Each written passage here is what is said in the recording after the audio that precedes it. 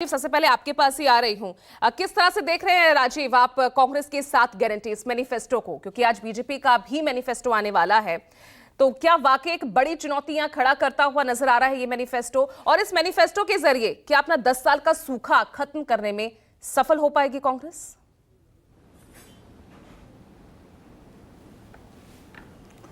देखिए, कई पिछले विधानसभा चुनाव में हम ये बात देख रहे हैं कि कांग्रेस पार्टी जो है वो चुनाव में जाने से पहले अपनी गारंटीज की घोषणा करती है, ठीक उसी तरह जैसे पहले केजरीवाल किया करते थे। और उन गारंटीज के जरिए वो चुनावी लॉलीपॉप कहिए या वायदे कहिए, वो जनता के सामने रखती है। ठीक कहा, तेलंगाना में इसी तरह, हिमाचल में इसी तरह, और तमाम राज्यों में। वैसे तो ओपीएस का वायदा उन्होंने राजस्थान में भी किया था, लागू भी किया था, और मध्य प्रदेश में भी किया था, छत्तीसगढ़ में भी किया था, लेकिन इसका फायदा उन्हें न मध्य प्रदेश में मिला, न छत्तीसगढ़ में, न राजस्थान में।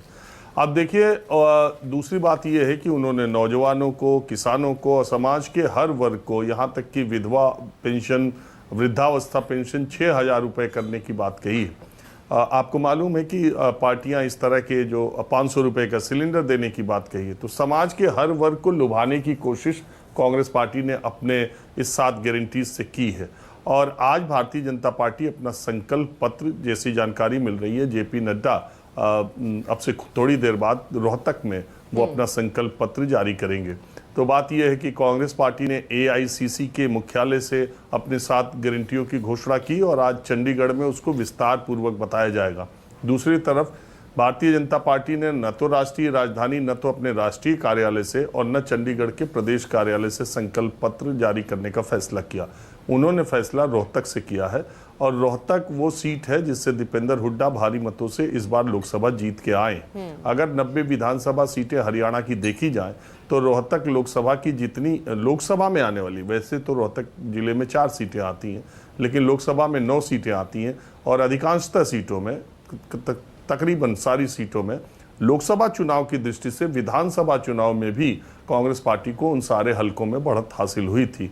मुझे लगता है कि वो रोहतक, जो कि भूपेंद्र हुड्डा का घर है और वहाँ से एक मजबूत उनका जनाधार है, तो उन्हीं के गढ़ से भारतीय जनता पार्टी ने यह संकल्प पत्र जारी करने का फैसला किया।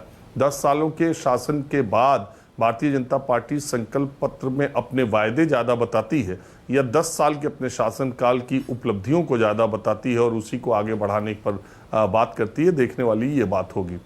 जहाँ तक चुनाव में घोषणा पत्र का, मैनिफेस्टो का, संकल्प पत्र का असर तो रहता ही है, लेकिन उसको पूरा किस कदर किया जाए और पूरा होने में बाकी अड़चनें, दिक्कतें क्या आती हैं, वो देश के दूसरे कई राज्यों में आपको उदाहरण देखने को मिल ही रहे हैं। हिमाचल प्रदेश का उदाहरण सबके सामने। मूल बात है कि कोई भी सरकार हो, चाहे केंद्र की या राज्य की या किसी भी पार्टी की सरकार हो, कोई भी ये इस तरह के घोषणा पत्र करती है तो वो कहीं दूसरी जगह से तो आता नहीं, एक तरफ जनता से लेती है, दूसरी तरफ जनता को देती है, यही फैसला।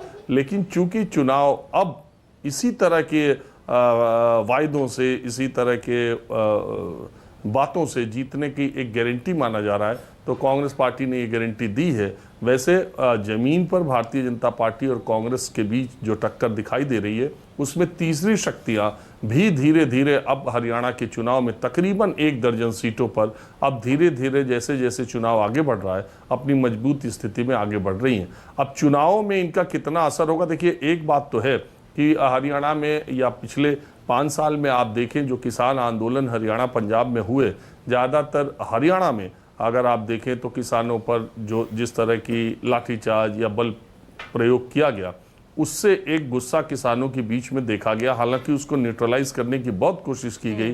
24 फसलों को एमएसपी का ऐलान, और इसके अलावा जिस दिन इलेक्शन अनाउंस होना था, 525 करोड़ रुपए किसानों के खाते में नायब सिंह सैनी ने डालने का काम किया।